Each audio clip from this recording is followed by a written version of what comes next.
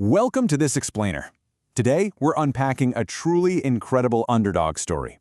We're going to explore the life of a working-class housemaid who completely defied the odds to change history. We're talking about Gladys Aylward, a British missionary whose sheer courage and perseverance made her one of the most beloved figures of the 20th century. Now, it's a genuine paradox, right? How exactly does an uneducated young woman, born in Edmonton and working as a domestic servant, end up crossing continents, rescuing orphans in a literal war zone, and inspiring a major Hollywood film? You know, we so often think of historical heroes as having great privilege, immense funding, or top-tier education. Well, Gladys Aylward had absolutely none of those things. But, as you'll see, she had something much more powerful. Part 1. The unlikely missionary. Let's look at her early life. Okay, let's dive into this.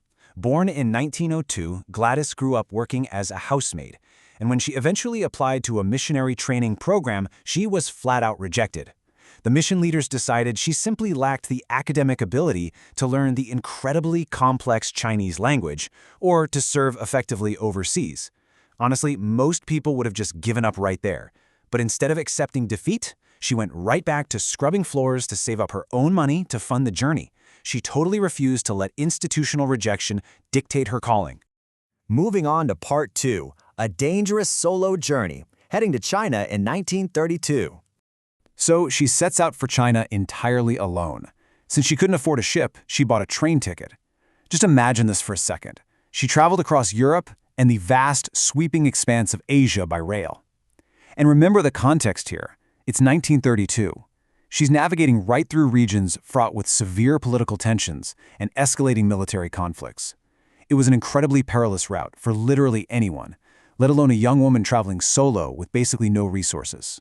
Yet, after enduring all those hardships across thousands of miles, she finally made it safely to Yangcheng. But once she arrived, she didn't just stand on a street corner preaching. She got to work in a very practical, boots-on-the-ground kind of way. She teamed up with an older missionary named Jeannie Lawson, and together they opened a small inn, which is actually brilliant. It was a culturally relevant way to minister. They welcomed weary travelers, provided hospitality, and used that warm, safe environment to share Bible stories and their Christian faith. Hospitality basically became her superpower for connection. Part 3. The footbinding inspector.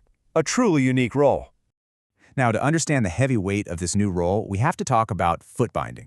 This was a deeply ingrained traditional practice that caused immense physical suffering and lifelong mobility issues for a lot of Chinese women. The local government was actively trying to outlaw it, but as you might guess, enforcing a ban like that in rural villages was incredibly difficult. It was often met with severe cultural resistance.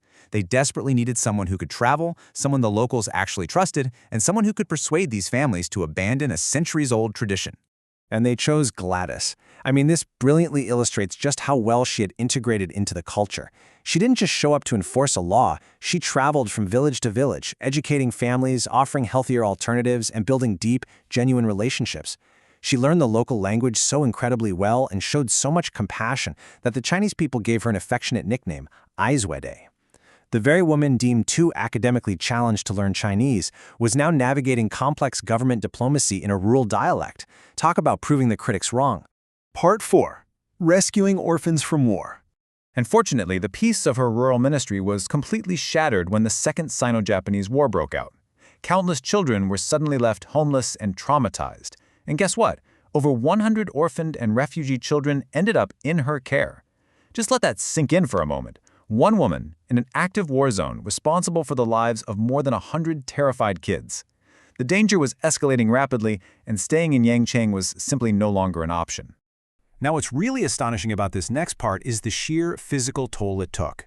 In 1940, Gladys led these children on a desperate escape. They were actively fleeing an advancing modern army, trekking over brutal, dangerous mountains, and crossing treacherous rivers, and this is all happening while they, and Gladys herself, were battling severe illness, near starvation, and total exhaustion. But amazingly, against all odds, she successfully navigated this massive group to a secure location. It honestly remains one of the most incredible rescue stories of the modern era. So how did she pull it off? Well, she operated with this unwavering mindset. She said, "The eagle that soars in the upper air does not worry itself how it is to cross rivers." Gladys simply didn't let the impossible logistics of crossing a river with 100 children paralyze her. She stayed completely focused on the mission and trusted that a path would open up. Part 5. An Enduring Legacy. Following the communist takeover of China in 1949, Gladys was, unfortunately, forced to leave the country she had grown to love so deeply. She eventually settled down in Taiwan, where she just kept doing what she did best, caring for children and sharing her faith, until she passed away in 1970 at the age of 67. Looking back at her life, it's just wild. She completely defied rejection to travel the globe alone. She mastered a complex language everyone said she couldn't. She saved over 100 kids from the horrors of war. Her life was literally so dramatic it inspired a massive Hollywood film, The Inn of the Sixth Happiness. But above all, her legacy proves beyond a shadow of a doubt that relentless perseverance and faith outshine a fancy resume any day of the week. Yet despite all these massive achievements, her humility was just incredible. She once reflected on her life and said, "I wasn't God's first choice for what I've done for China.